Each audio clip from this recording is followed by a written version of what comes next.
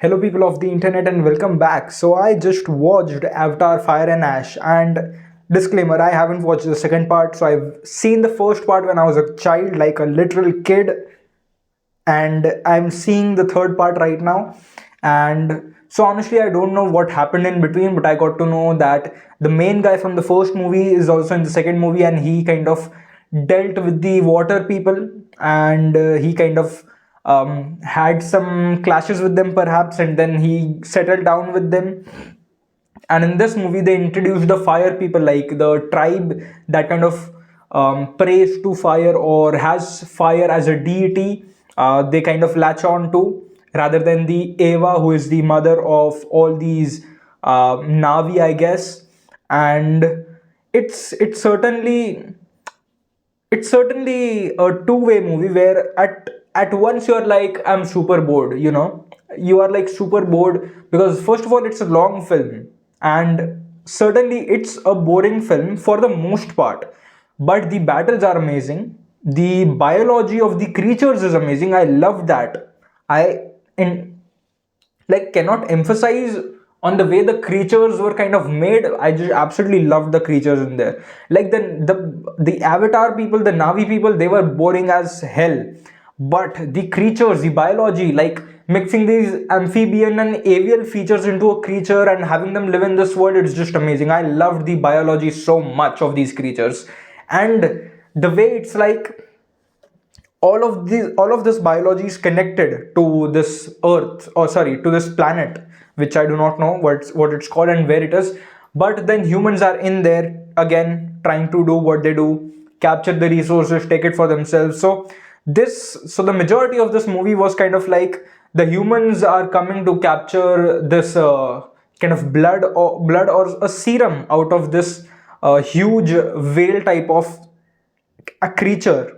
And I don't know, to kind of have some medical enhances perhaps. But that was basically the plot of the movie. And in the end they have like a big fight about it, and against these Avatar people are another Avatar people who are basically the same, but they kind of reject the mother Eva, and they kind of go against them. And they are with the humans, not humans, but they are sided with the Avatar who was first human, and then he became like an Avatar people before after his death. So so so again, I'm missing many points here because I do not know the continuation of the story, and even the first one I do not even remember. Like, I barely know what happened in there.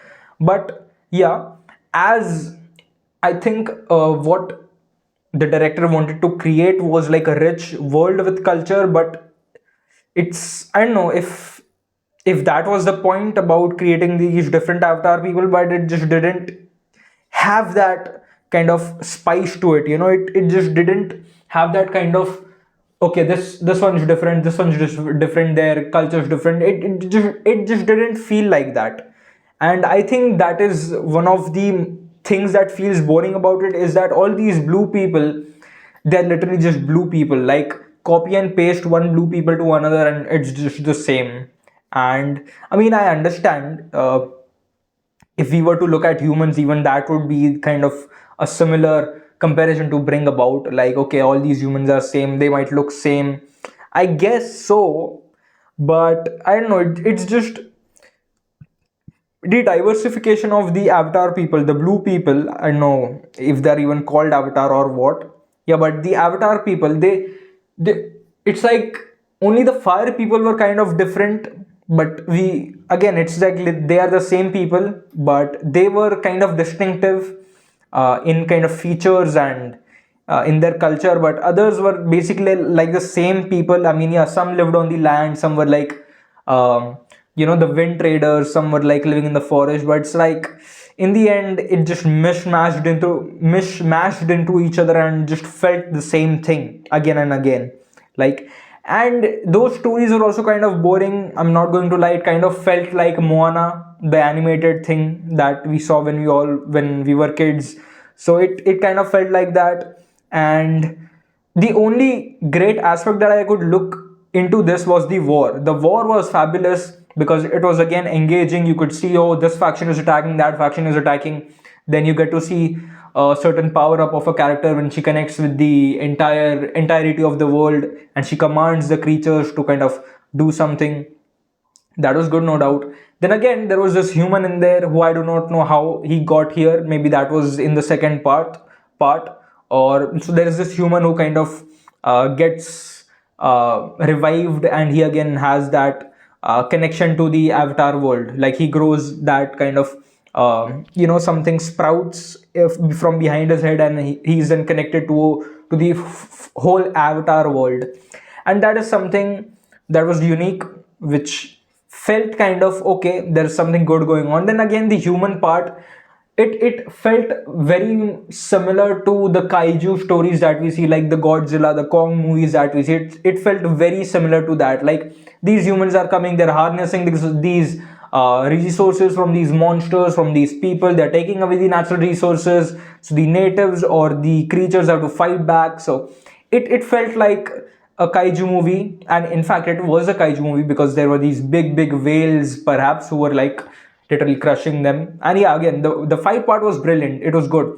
And one thing that I noticed was that the water in here, like we all know the water in here isn't real, but it felt so real. Those shots were like, damn, how can one simulate this? Because it's like you are seeing this one lake or like a river stream, and the water is so clear and it feels literally like real water. And even the scenes underwater, they are like, damn, this feels so surreal and real at the same time. So that was something that I loved about it. It was the way they portrayed the water. The water had a feeling to it. The water was a part of the movie, and that felt something unique to me. And again, there were certain shots in the film that literally looked like a painting, like the sunlight hitting in through like those disposed leaves, and that the whole greenery aspect, that just felt like a painting. Like certain shots felt like amazing, they were amazing. And basically most of this movie is fully CGI. Yes, there are human actors in it, they kind of put those suits on, and they they kind of put those animations onto the CGI characters, or the vice versa. So that was something very interesting to notice, that most of the movie is fully CGI. I mean, sure, there are times when there are humans, but again, to like see this level of movie be fully CGI'd, and it's like, damn, those people too, the Avatar people, the blue people, they felt real as well. I mean, not as real. There were certain things that I believe, like this human emotion is lacking in the CGI, which I will discuss in a second. But those people felt real, like their whole biology, again, their structures felt real. A very beautiful thing that I noticed was when there is a face shape, right? So with regards to a face shape, there is a certain type of voice that comes out, and that is something that I noticed that the CGI was able to capture very beautifully. Like the way your head moves, and not just the head but the lines of the neck as well, the way when you breathe, when you are like out of breath, when that was captured, I was like, damn, they have done something very good with the CGI here. Because you can see the facial structure be like,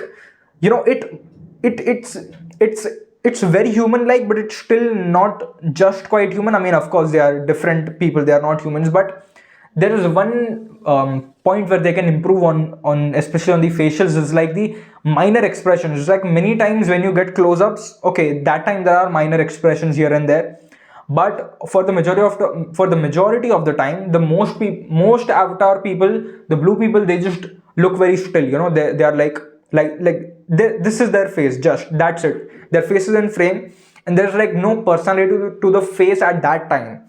But only when they interact, they're kind of like, they appear to be human. They appear to be filled with emotions. Otherwise, they just feel like those, I know, humanoid robots who are like so tall. But again, it was as CGI, as the animation, as the concept, the movie was beautiful. It was amazing. I loved it. But was there story in the movie?